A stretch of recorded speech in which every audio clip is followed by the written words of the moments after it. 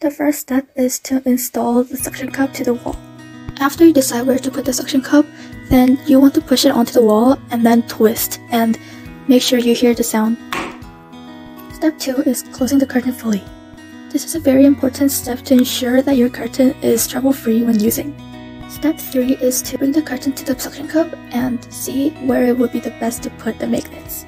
You want to make sure that you're not holding the curtain too tight because it will be really hard to use the product. Once you've decided where to put the magnets, you want to grab more so that the curtain doesn't touch the tub. Step 4 is installing the curtain holders A and B. Step 5 is trying to attach it to the wall. Ensure that the curtain is closed through the installation steps. Adjust the holders if they are too tight or too loose. Step 6 is adjusting the location of the holders if needed.